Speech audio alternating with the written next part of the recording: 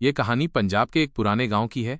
गांव के बाहर खेतों के बीचों बीच एक खंडहर हवेली थी। लोग कहते थे कि उस हवेली में बरसों पहले एक जमींदार और उसके पूरे परिवार की रहस्यमय तरीके से मौत हो गई थी। किसी को नहीं पता चला कि क्या हुआ था, लेकिन तब से उस हवेली को शापित माना जाता था। सूरज ढलने के बाद कोई भी उस तरफ जाने की हिम्मत नहीं करता था।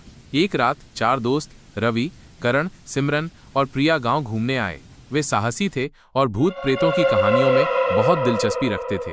गांव वालों ने उन्हें उस खंडहर हवेली के बारे में बताया और वहां न जाने की सलाह दी, लेकिन उनकी उत्सुकता बढ़ती ही चली गई।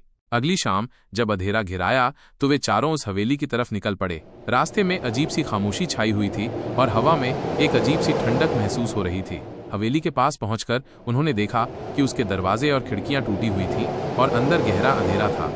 रवि ने अपनी टॉर्च जलाई और वे धीरे धीरे अंदर दाखिल हुए। हवेली के अंदर धूल और मकड़ी के जाले हर तरफ फैले हुए थे। दीवारों पर पुरानी तस्वीरें धुंधली पड़ चुकी थीं और फर्नीचर अस्त व्यस्त पड़ा था। जैसे जैसे वे आगे बढ़ते गए उन्हें अजीब सी आवाजें सुनाई देने लगीं, कभी किसी के फुसफुसाने की तो कभी किसी के चलने की। सिमरन डर के मारे रवि का हाथ कसकर पकड़ लिया। करण ने कहा, मुझे लगता है हमें वापस चले जाना चाहिए, यहाँ कुछ ठीक नहीं है।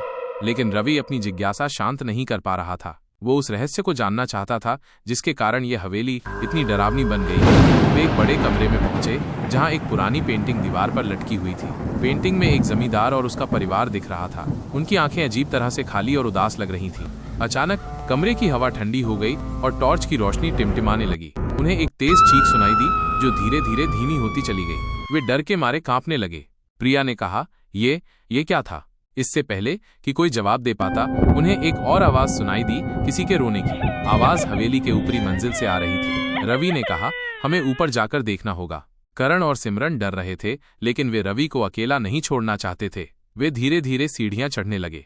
सीढ़ियां पुरानी और कमजोर थीं और हर कदम पर चरमराहट की आवाज आ रही थी। ऊपरी मंजिल पर पहुंचकर उन्होंने देखा कि एक कमरा खुला हुआ है और उसमें एक धुंधली रोशनी है। कमरे के अंदर एक बूढ़ी औरत बैठी हुई थी जो धीरे धीरे रो रही थी। उसके बाल बिखरे हुए थे और उसने सफेद रंग की साड़ी पहनी हुई थी। रवि ने हिम्मत करके पूछा, आप कौन हैं? बूढ़ी औरत ने धीरे से अपनी गर्दन उठाई।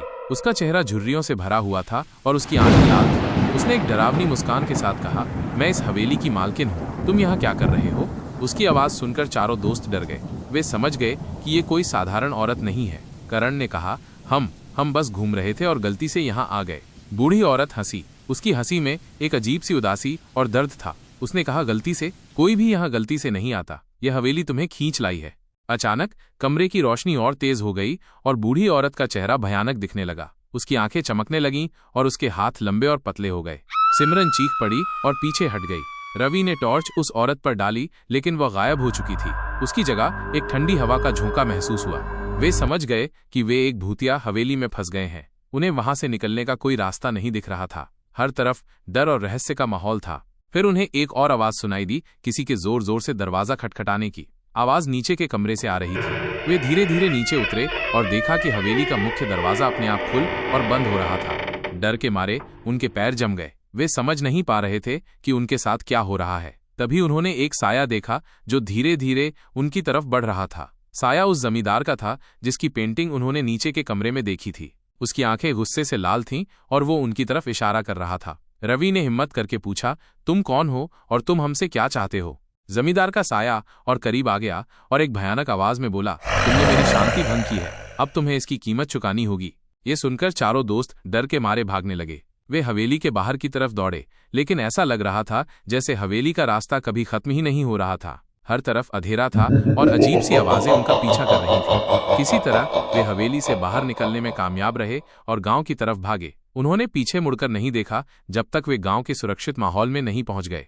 उस रात के बाद उन चारों दोस्तों ने कभी भी भूत प्रेतों की कहानियों में दिलचस्पी नहीं ली और न ही कभी किसी खंडहर के पास जाने की हिम्मत की। उन्होंने जान लिया था कि कुछ रहस्य ऐसे होते हैं जिन्हें कभी नहीं छेड़ना चाहिए और कुछ जगहें ऐसी होती हैं जहां मौत और डर हमेशा मंडराते रहते हैं।